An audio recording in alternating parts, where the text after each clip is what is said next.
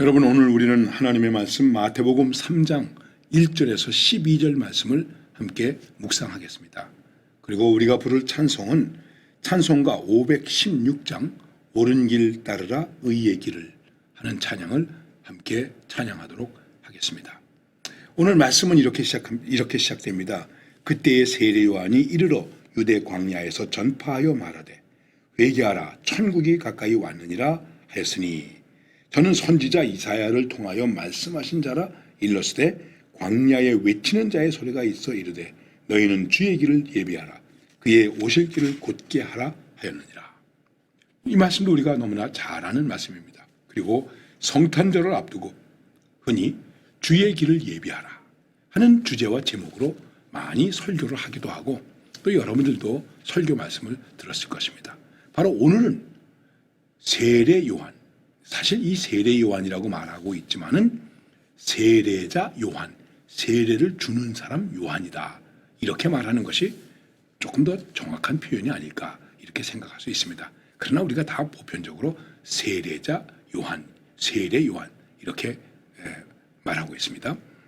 자, 혹은 침례자 요한 이렇게 말할 수 있는 것입니다. 그는 주의 길을 예비한다. 누가복음에 보면 세례 요한의 탄생에 대한 이야기가 아주 잘 나타나 있습니다. 여러분들께서 참고하시기를 바라고, 드디어 그는 성장해서 광야에서 생활하면서 주님의 길을 예비하는 사람이 되었다 하는 것입니다. 그래서 주님의 길을 예비하고 그 주님의 길을 예비하라고 말씀을 전파하기 때문에 광야의 소리이다. 광야에 외치는 자의 소리가 있어 가로되 주의 길을 예비하라 말씀하고 있습니다. 언제나 예비자가 필요합니다. 모든 일에는 준비하는 사람이 필요합니다. 앞서가는 사람이 필요합니다. 또 다른 말로 표현하면 개척자가 필요한 것입니다. 그래서 여러분, 이단들도 이 세례 요한을 자기들의 입장에서 해석하기도 합니다. 그들은 여러 가지 성경에 대한 것을 이상하게 해석합니다. 특별히 예수님이 재림에 대해서 안다, 모른다 그러면서 얘기하지 않습니까? 그리고 뭐라고 얘기하냐면은 예수님께서 오셨을 때 세례 요한이 예수님의 길을 예비했듯이 우리도 예수님의 길을 예비하는 사람이다. 사람들에게 예비시켜주는 사람이다. 이렇게 말하는 것입니다. 그러나 예수님은 이미 땅에 오셨습니다. 그 오신 예수님 앞에서 우리가 어떠한 모습으로 존재해야 되느냐? 왜 예수님을 영접해야 되느냐? 예수님이 이 땅에 오신 그분에 대해서 우리들이 어떤 삶의 모습을 가지고 있어야 되는가? 이거를 예비하라는 것입니다. 그것은 무엇입니까? 우선 회개하라. 회개해야 된다. 이것은 구원받는 회개가 아닙니다. 우리의 죄를 뉘우치는 회개. 그래서 세례 요한이 이렇게 말하지 않습니까? 세금 많이 받았느냐? 그런 짓 하지 말라. 남에게 포악하게 했느냐? 그러지 말라. 이런 삶을 다시 되돌아보고 성찰하는 회개를 외치는 것입니다. 그리고 그 다음에 자, 그렇게 회개를 한다면, 회개하는 마음을 가졌다면 그 회개하는 마음을 구체적으로 나타내기 위해서, 확진하기 위해서 세례를 받으라. 여기서 세례라는 말은 씻는다는 뜻입니다. 나중에 예수님도 세례 요한에게 세례받은 사건을 우리는 성경에서 보게 됩니다. 세례를 베풉니다. 그리고 그 다음에 이런 말씀을 하게 됩니다. 심판을 예비하라. 자, 예수님께서 우리에게 오신 것은 구원을 위해서 오신 것이지만은 그러나 여기에는 하나님의 심판도 있다. 그래서 이 말씀의 마지막에 가보면 이렇게 말씀하고 있습니다.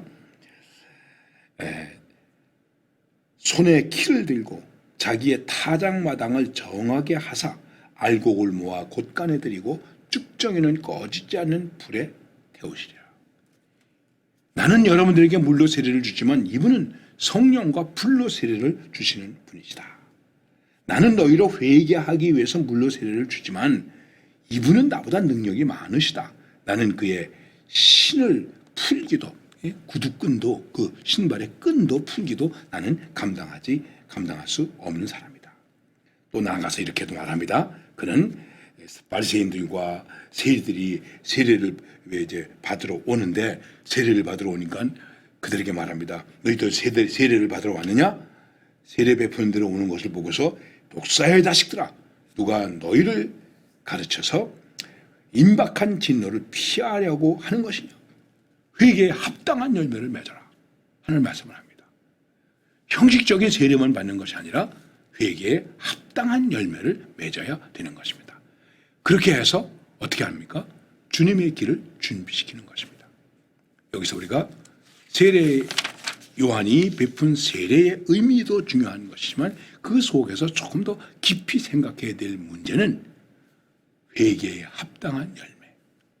과연 내게 회개에 합당한 열매가 무엇일까?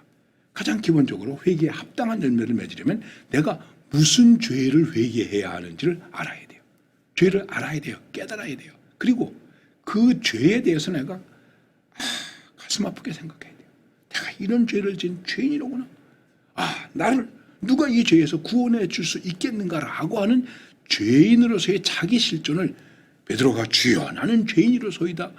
바울이 내가 죄인 중에 괴순이라 이렇게 말한 것처럼 죄인의 실존이라고 하는 사실을 깨달아야 됩니다. 그리고 그 다음엔 다시 그 죄를 되풀이하지 말아야 되는 것입니다. 내가 도둑질한 거 있으면 4배로 갚겠습니다. 하고 삭개오가 말하지 않습니까? 그렇게 회개의 열매가 있는 거예요. 여러분과 제가 예수를 믿었습니다. 세례받았습니다.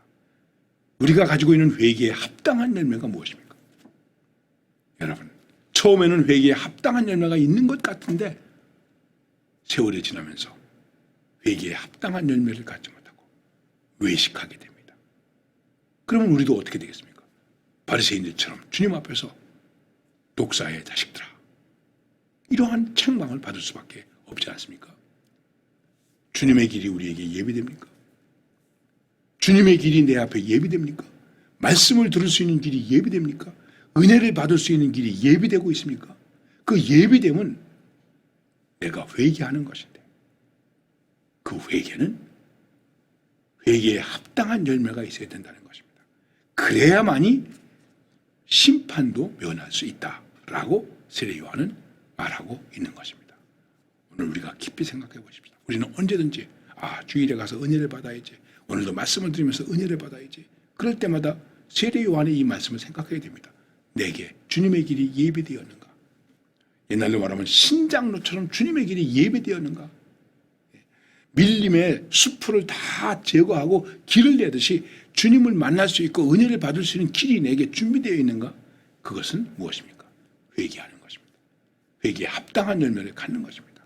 그리고 임할 심판에 대한 두려움을 갖는 것입니다. 그리고 구원을 주님께 의탁하는 것입니다. 바로 이러한 믿음의 열매, 그것이 오늘 말씀 중에서 우리 가운데 주어지고 풍성해지기를 바랍니다. 감사합니다.